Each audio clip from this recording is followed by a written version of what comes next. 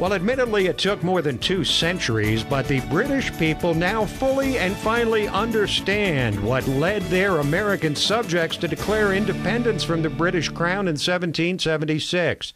Exactly 2 years ago, June 23rd became England's own July 4th, the day when rank-and-file Brits shocked the world by voting to separate from the European Union.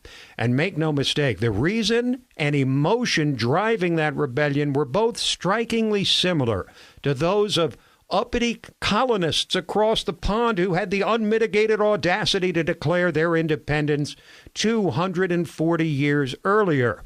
And much like their American cousins of old, British voters did so knowing the short-term consequences would not be pretty, that there would be hell to pay from the ruling class, but believing independence would be well worth it in the fullness of time. Joining us now is a man who was there when it all happened, who celebrated along with the other 52% of Brits who voted to leave the EU on Brexit Day, and who's been covering it closely ever since. LibertyNation.com managing editor Mark Angelides, and he joins us from the UK. And Mark, welcome, and I want you to take us back to that unforgettable day, June 23rd, 2016, and set the scene for us. What was it like? How anxious or excited were the people? And did the ruling class, like the one here who was certain Hillary Clinton would beat Donald Trump, believe that what happened was actually possible? Hey, Tim. Well, actually, I think you'll find that the British people were more ready for a Donald Trump victory than most of the Americans, because we'd lived through Project Fear, as it was officially called by the government, but only admitted after the fact. That the Project Fear was telling us that if we voted to leave the European Union, it was suggested that we would enter an immediate recession. It was that we would end up being trapped on a tiny little island. And at one point, it was even suggested that World War III might result if we voted against the ruling classes and looked for independence. But coming up to, so when Donald Trump was elected, for us, it was like, we're not surprised. We know what's happening. Because before the actual Brexit vote on June 23rd, we were told that it was an impossibility. It was never going to happen. All the polling said that it was just clearly going to be a Remain vote, and that the idea of leaving would be settled for a generation or two or forevermore. And for those of us who had worked hard for Brexit for many years, it was, you know, there was the tiny element of hope inside, but more likely for us, it was almost an impending doom that once it's over here, we've done it, we've had our referendum, nobody will give us a referendum again.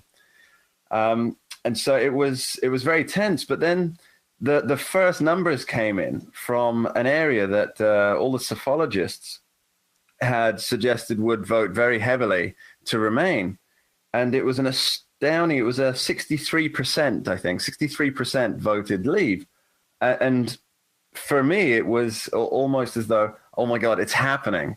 And sort of like Pennsylvania was here when he won Pennsylvania, or when Trump won Wisconsin. You knew that something serious was in the works. Yeah, like many of those who voted Remain, they have now come around to, well, you know, the sky didn't fall.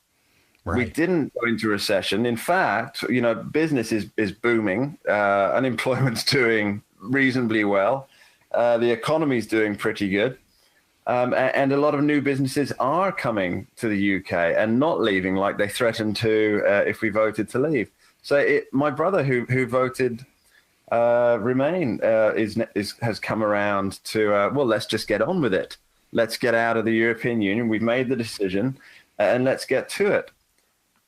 Well, that's not that was not the mood of the Hillary Clinton voters in the U.S. after Trump won, of course. And believe me, there are still many who are we very, very unkindly, but we call them Romaniacs. That's a perfect word.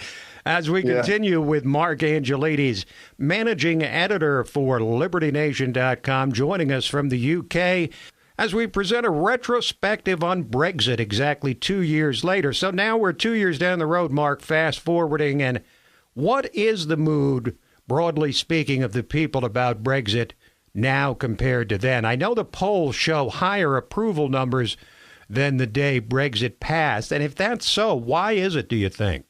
Yeah, I can tell you exactly why the numbers are now so much more in favor of Brexit than they were before. I think the last survey I looked at was about 70% just want people to get on with it and get us out of the EU.